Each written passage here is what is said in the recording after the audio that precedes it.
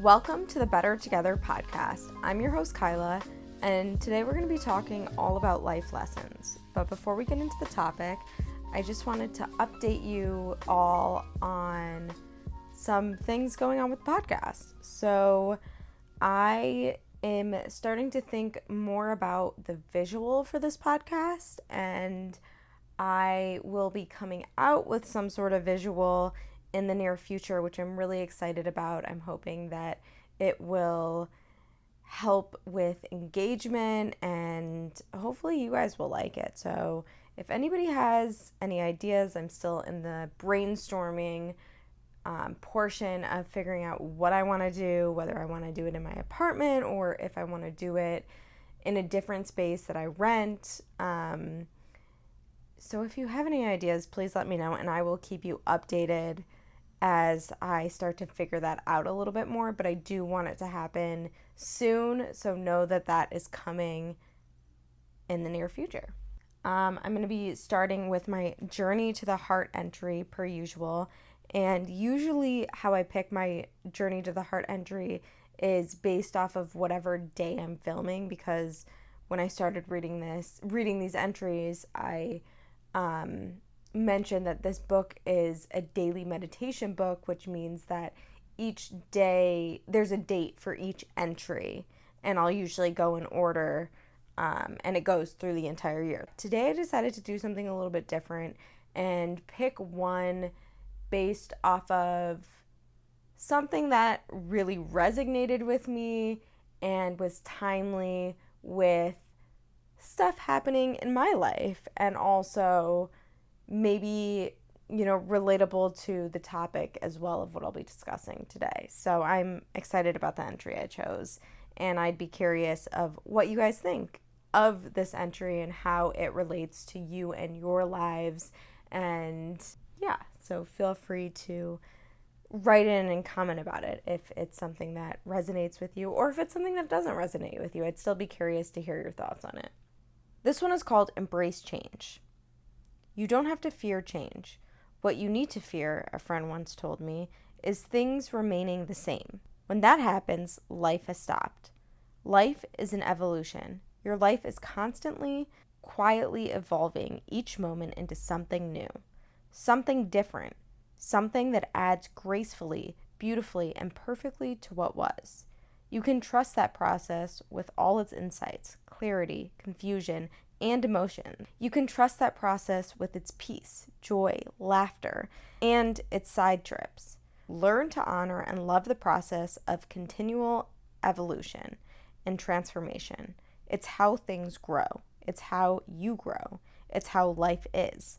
Learn to embrace change. That entry really resonated with me because lately a lot of my thoughts and stuff even going on in my personal life have been surrounding this specific theme of change and not allowing myself to stay stuck in certain situations because of comfortability.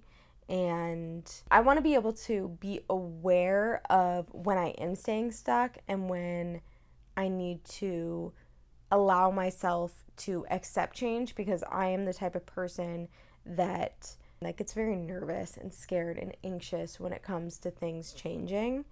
And I've been that way, I think, all my life. But it's something that I would like to be more comfortable with, and it's something that I've been thinking a lot about lately, because I've had this thought in my mind about staying stagnant and not allowing myself the growth that I need because I'm comfortable in certain situations. And I want to make sure that I am aware of when I am too comfortable and not allowing myself that change. So that's something that I'm working on in my own life, which relates to the topic that we're talking about today. We're talking about life lessons. Specifically, I'm going to be talking about 8 life lessons I've learned now that I'm 28, because I recently celebrated my 28th birthday. So I thought, why not talk about some of the life lessons I've learned now that I am in my later 20s. So let's get started. The first lesson is being selfish isn't a bad thing. I wrote this because I felt like a lot of the time the word selfish is looked at in a super negative way. Like you're only thinking about yourself, you're not thinking about others around you. Like that thing you're doing is so selfish and that's not nice, that's selfish. I just feel like it's always used in a negative way. And I personally, and I would be curious of what you guys think, but I personally don't think it always needs to be a negative thing. Sometimes I think it's important to put yourself first in certain situations because it allows you to be better in your relationships, your friendships, your, whatever it is. Sometimes you have to do that. Let's say it has to do with mental health. If you're not putting your mental health first, then how can you be a good friend or a good partner in an intimate relationship? But I feel like, that's a situation where you need to put your mental health first. You need to put yourself first in that situation in order to be better in whatever relationship that you have in your life. I also think that something that I've learned as I've gotten older is to be a little bit more picky in my friendships and relationships and be more aware and understand what serves me better in my relationships and not just choosing relationships because I want more friends or I want to be liked more or I want to be invited to more things. No, now that I am older, what I've come to learn is it's not about quantity, it's about quality. And that's something that I've really started to understand better. If you listen to the last episode, I talk a lot about like my high school friendships and what I was trying to get out of my high school friendships, and that was to make more friends, be invited to more things like that. And what I've come to realize is it doesn't really matter how many friends you have. What matters is that the friends that you do have are meaningful and not surface level, because I am the type of person that doesn't really like surface level relationships. I like to get very deep with people. I like to feel comfortable with people enough that I can share personal things with them and that they can do that in reverse. And so that's what I mean about being like more picky. Like I'm never going to exclude someone or be quote unquote a mean girl like that. Not at all. It's more about thinking about the things that serve me in a friendship and what I can give in a friendship. And so when I'm making friends, it's about, can I get deep with them? Is there a balance where I'm giving and they're giving? And is there, is it more than just, going out with someone? Or it's about being, for me, more aware of what that friendship or person signifies. And what I mean by that is it just something that I is it something that I like want out of that person? I feel like I'm not sure if I'm explaining that correctly, but or if I'm explaining that clearly enough, but I just think that it's really important at the end of the day to take care of your needs in order to be the friend you want to be and to be better in those relationships. And also, I think it's important to be aware of what you need out of certain situations and certain friendships and certain relationships. And it's okay to be selfish in that type of stuff. Another example that I'm thinking of is we're constantly told in society that family is the most important thing and those relationships mean the most. But if you feel like you're not being treated how you want to be treated in certain, family relationships, then and they're not serving you in the way that you need them, it's okay not to have those relationships. Like, it's okay if something is affecting you negatively and it's hurting you in a way that you need to separate yourself, that's okay. And I think we're not told that enough because family comes first.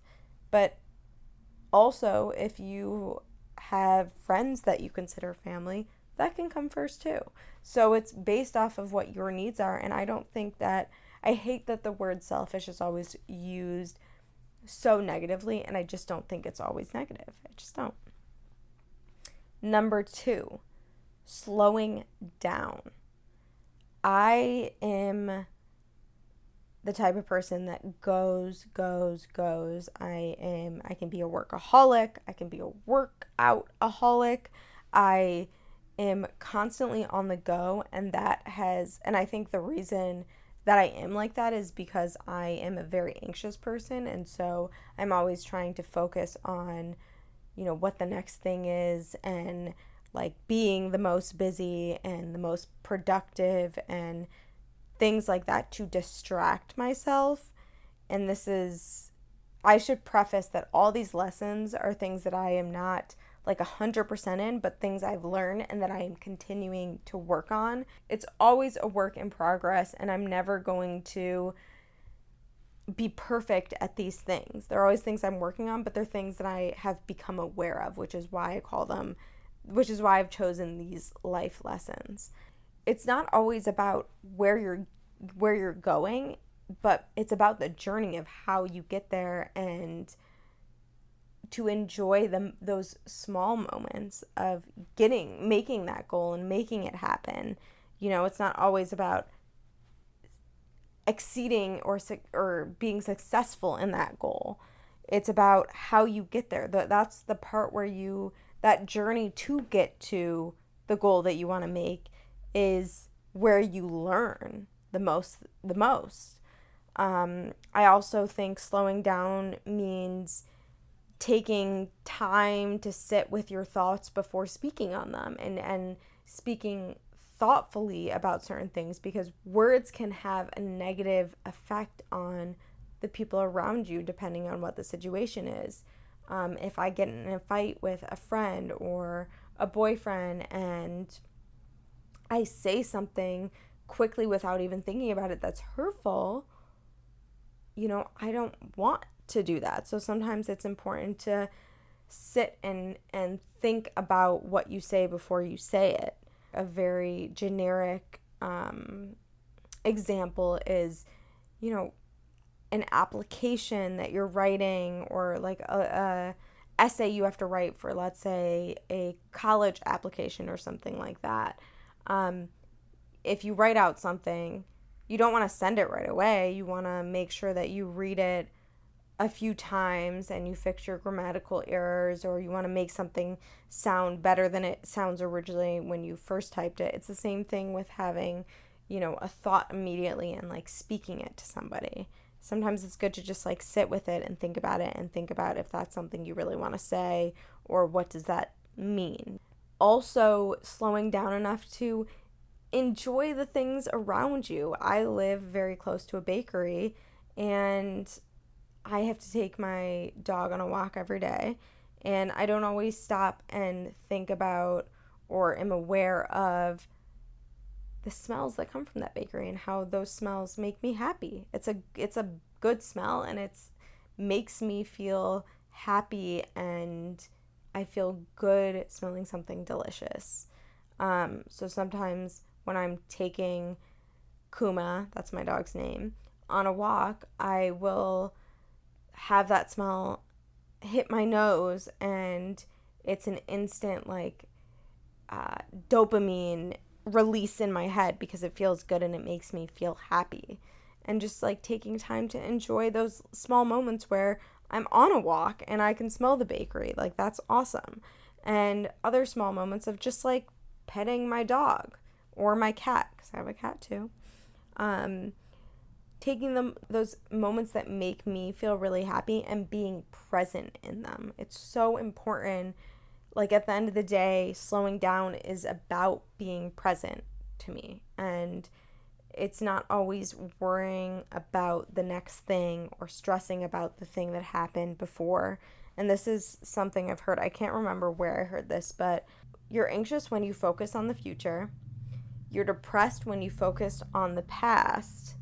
And in the present is where you're supposed to be, because you don't want to be depressed focusing on the past, and you don't want to be anxious focusing on the future. I don't remember where I heard that. I'll have to look into that. But that's so true.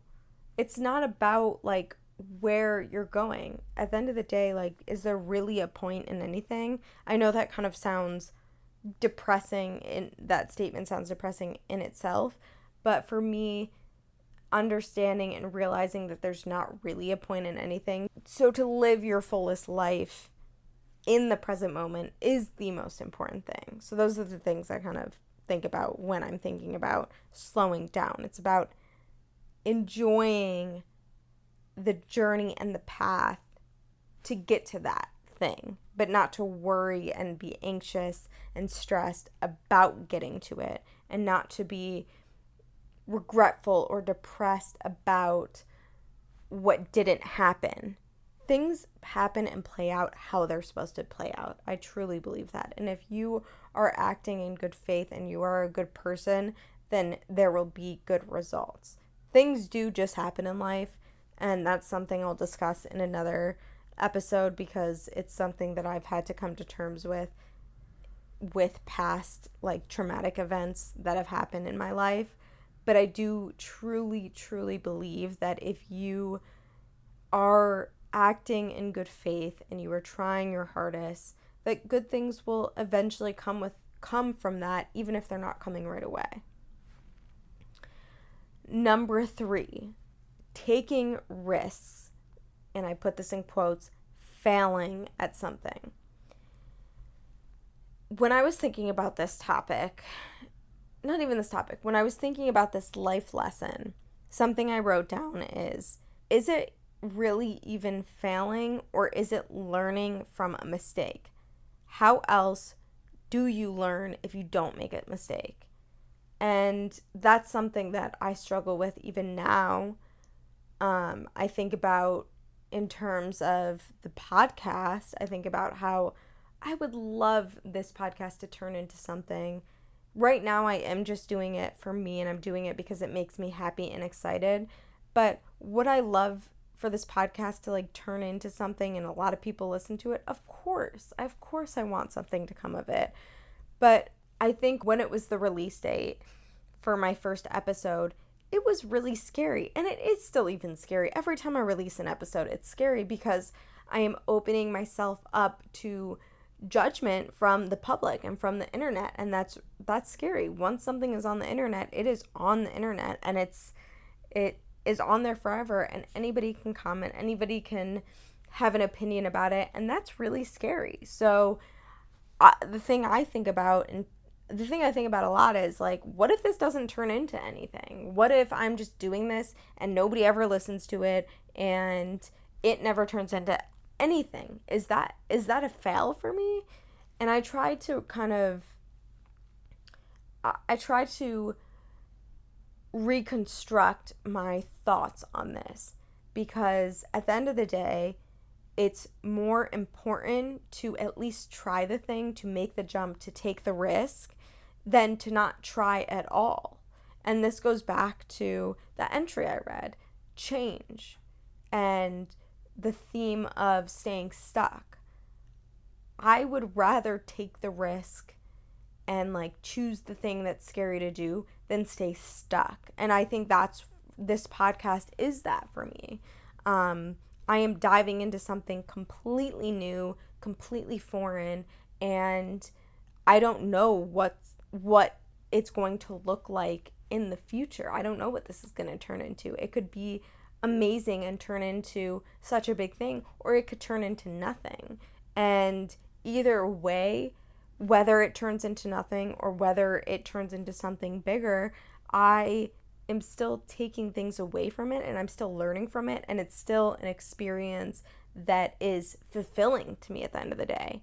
So I think that reconstructing and trying to think about what failing looks like in a different way is important, because without taking a risk, you are not going to change and you're not going to grow, and you will stay stagnant.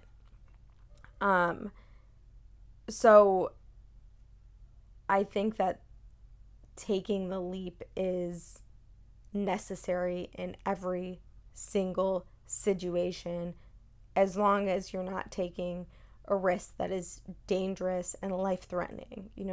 It's about doing the thing that's a little bit scary to have a bigger reward out of it. And even if it doesn't turn into anything, or you don't do the thing exactly how you want it to turn out, you're still taking something away from that. And an example with this podcast is I am documenting a portion of my life, and I'm going to be able to look back on this. So either way, whether someone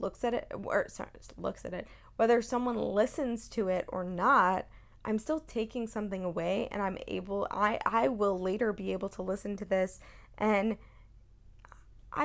that's such a cool thing. If I can listen to this in 20 years and be like, whoa, that's so cool.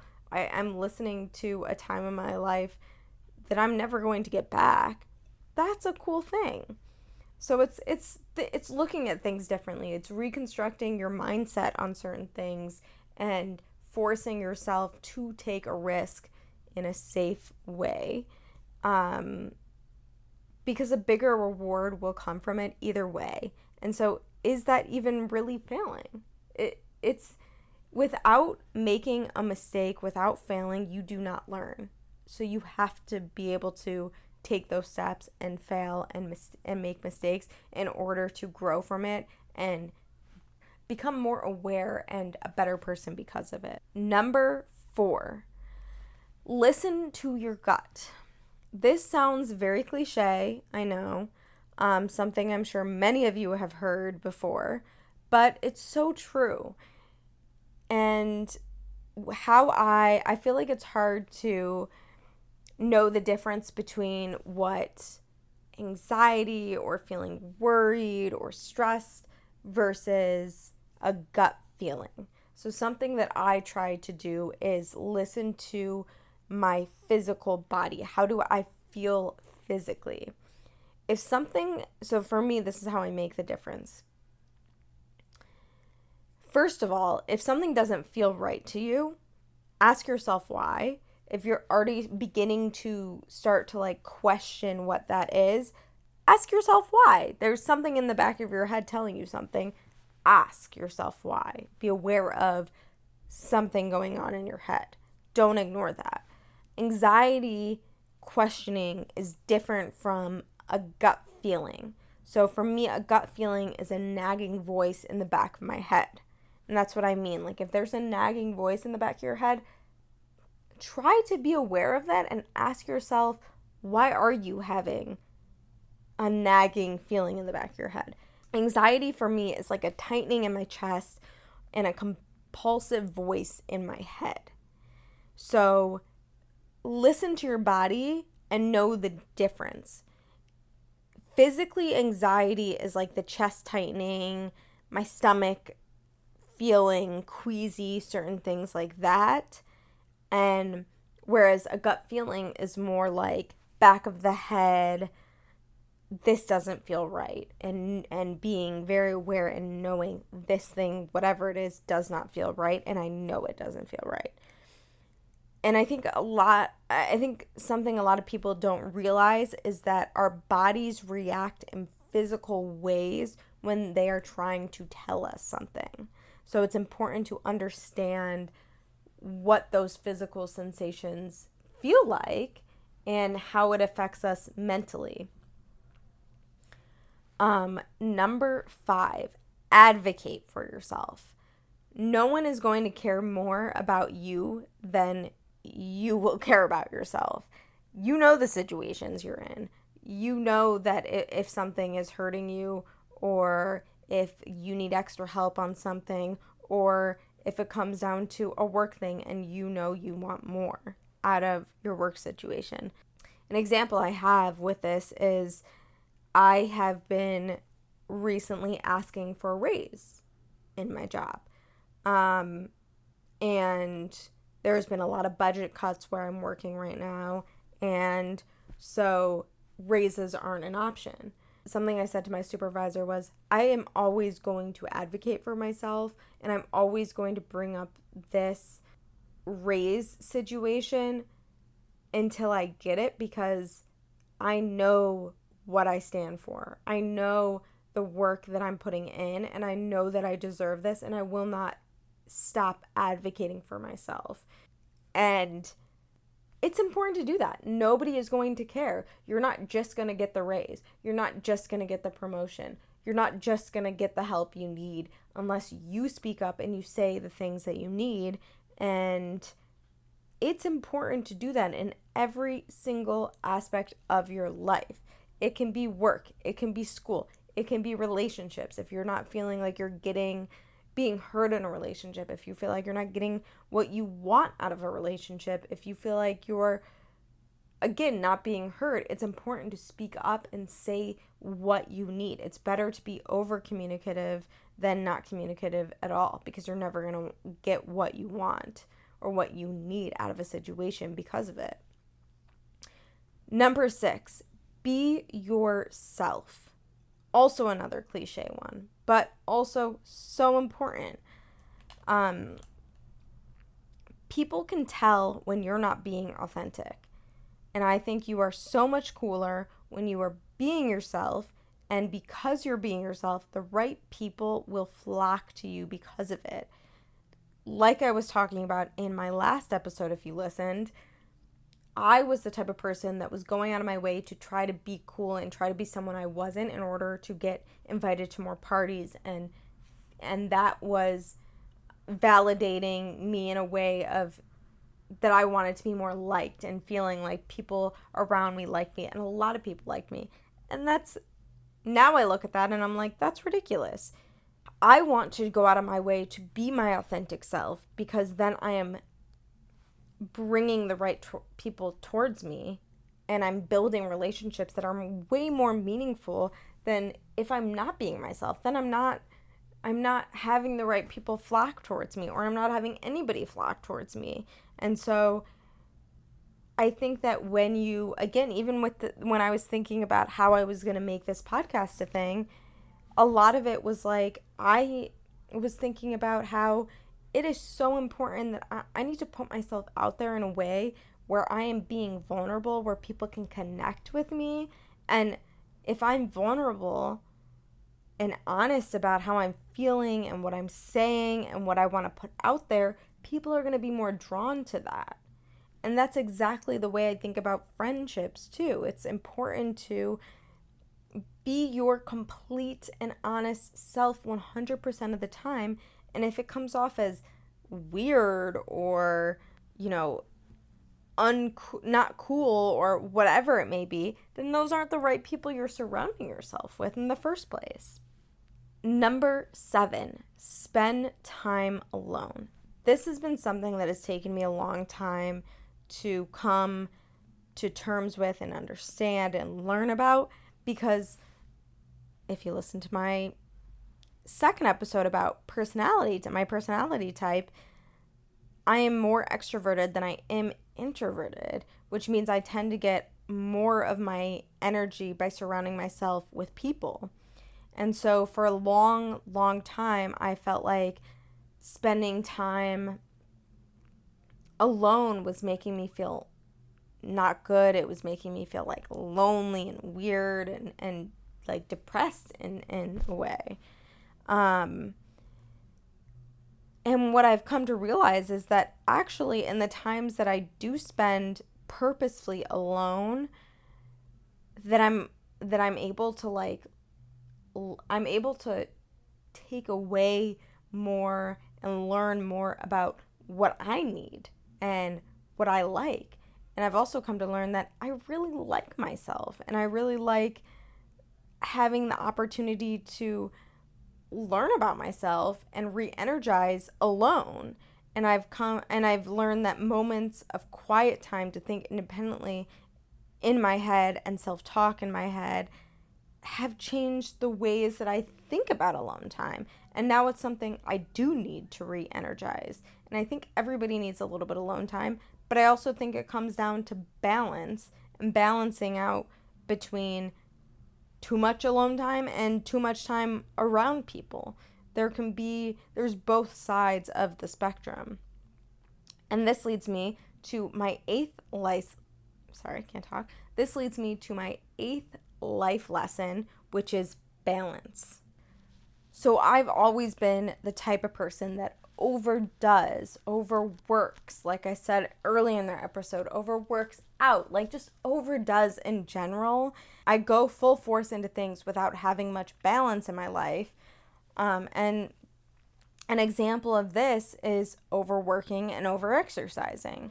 And I think it comes down to like when I have a goal in mind, it's very, very, very difficult for me to stop and rest until I make that goal a reality. And I think that can be a very good thing. But I also think it can be a very bad thing. I think the reason I'm like this is I'm an anxious person, which I stated earlier. I can be very anxious, so I feel like I need to make things happen, and if I don't make that happen, then I'm not successful, or I'm not doing the thing that I want to do in my life. But what I've learned over the years is that it's important to have a delicate balance when it comes to goal setting and not allowing myself to overdo it, because in turn, when I do that, I tend to feel burnt out. And I think the saying is burning two ends of a candle, or burning two ends of a stick, or something like that.